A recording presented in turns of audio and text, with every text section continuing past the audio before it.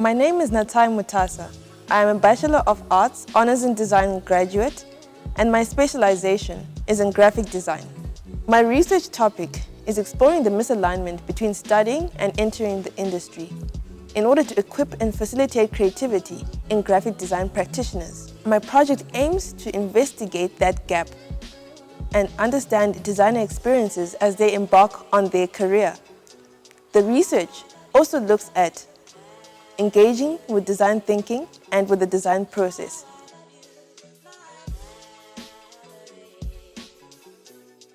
To give a background of the topic, the field of graphic design has evolved and explores a wide range of problems. The rise of technology and the Industrial Revolution resulted in a higher demand for aesthetically appealing designs as the world is becoming progressively complex and sophisticated.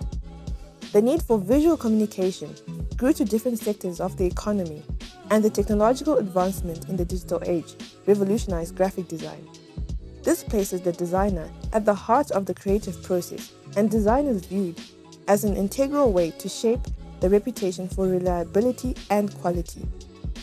Research reveals how the fast-paced nature of the industry affects productivity and adjusting to the nature of the graphic design industry, thus hindering innovative solutions, as time for reflecting and engaging with design thinking is reduced. Pressure placed on designers can deplete creativity, and the extraction of labor creates an overwork culture. This phenomenon requires designers to adapt to new challenges that require new knowledge, thus affirming the need to engage with design thinking. The design process acts as a guide with various phases. The design thinking mindset relies on research and innovation. However, some studies reveal that this exists theoretically in many corporate environments. Other research reveals how some novice graphic designers tend to ignore certain phases of the design process and prefer to focus on aesthetic outputs. They rather investigate design methods and visual executions and rely heavily on digital tools and imitating existing designs. My research is grounded in the design dialectics discourse, which refers to dynamic design change over time. According to the dialectic method, each point has to be considered and examined separately, interdependently, and at the point of convergence. So the misalignment is defined as a misinterpretation of roles and a growing gap of expectations of learners, educators, and industry as part of a broader yet complex landscape. This occurrence contributes to challenges faced by graduates seeking employment and different experiences that the industry faces. The research addresses the misalignment from different perspectives. Students and graduates have certain expectations about the industry, getting prepared and transitioning into the workspace. This is becoming more complex as they expect more from higher education. Educators expect students to gain a strong work ethic during studies. The curriculum is updated in effort to keep up with the dynamic industry, and there are big changes when it comes to the concept of employability. There are arguments from some higher education circles that educational institutions are not factories. Then there is also the industry, with expectations from graduates to be already trained and ready. Many feel that their needs are not adequately met. Within cognitive apprenticeship, I found internships and apprenticeships to be valuable when it comes to aligning education and industry. To gain more insight, I conducted in-depth interviews with carefully selected experts in design higher education and industry professionals in the corporate environment. For the qualitative data analysis and findings, I found that they are all interconnected, thus emphasizing the complexity of the defined phenomenon. I found a lot of correlation between primary and secondary data. Along with a few contradictions, I gained a lot of insight on what happens behind the scenes. There is a lot that is being done from the education side and from the industry side. The following slides visually represent findings from the primary research that inform my practical solution, but due to time, I will not be going in depth for each of them. With curriculum development, there are methods undertaken by both sectors and similarities, and it is a complex and stringent process, and efforts are made to keep up with the fast-paced nature of the graphic design industry. Here I highlight experiences and the characteristics that are most commonly emphasized by participants on entering the industry. This visually portrays discussions from participants on engaging with the design process from an industry and education perspective. The research reveals that there is already some alignment and there is a lot of room for improvement in order to bridge the gap even further. As a concluding summary, this visual addresses the challenges faced and suggestions made by stakeholders.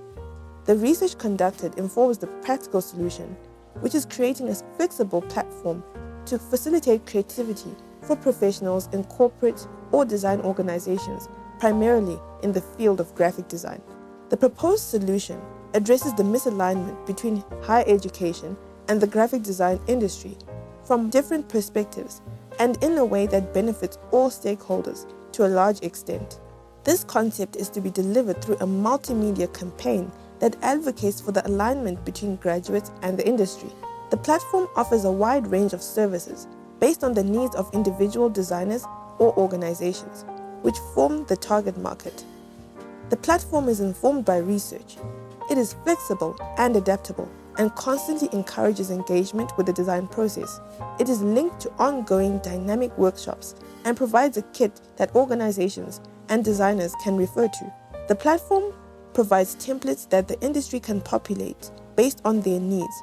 It is ongoing and developmental and explores many opportunities for both individuals and organizations. The research also highlights lifelong learning, which continues beyond obtaining a qualification, so it helps to bridge the gap even further. The brand is called Synergy Creative Hub. The name Synergy refers to interaction or cooperation that produces a greater combined effect than the effect that would be made individually. A hub is the effective core of an activity or network. Therefore, the corporate identity visually describes what the brand stands for. The aim is to represent the brand in a professional manner, yet representing creativity and complexity of the defined phenomenon.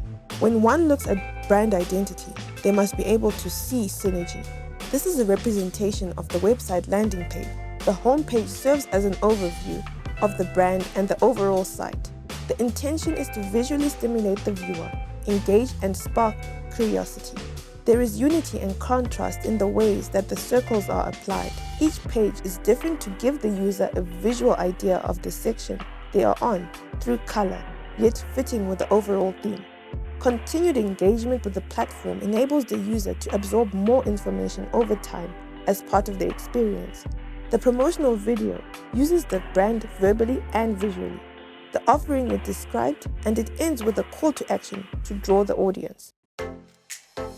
Synergy Creative Hub.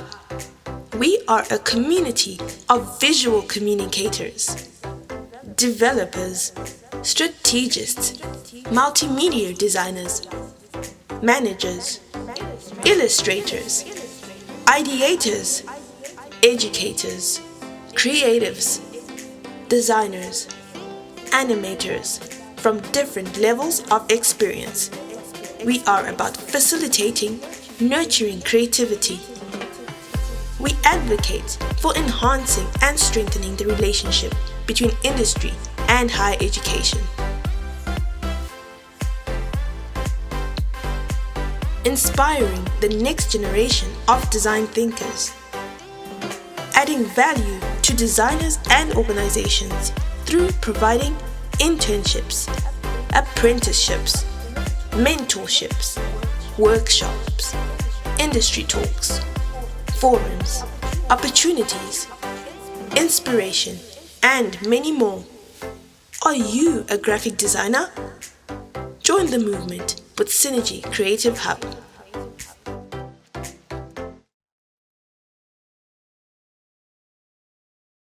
This is a representation of the Starter Toolkit as an example that designers can use on the platform. It is a downloadable resource and it addresses creativity and design thinking.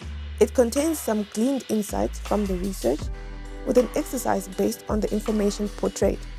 The last page houses an adaptive design process, which is derived from existing models. The Starter Toolkit also makes mention of an additional toolkit named the Designer's Maintenance Manual. The print and social media collateral are all part of the same campaign, which serves as an introduction of the brand. So the primary goal is brand awareness, cultivating a conversation on the issues addressed by the brand and inviting the audience to become part of the community.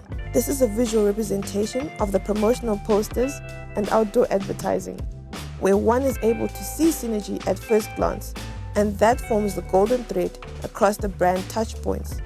This is a representation of social media collateral that would be applied across platforms. These are standalone posts that introduce the brand and a carousel. Research shows that a carousel encourages users to engage with the visuals by scrolling. Although the artwork is static, as the user scrolls, the appearance of movement is created. This is a representation of the information brochure that provides an overview of the brand and product offering. These are bookmarks that can be handed out as promotional items to form a lasting impression on users.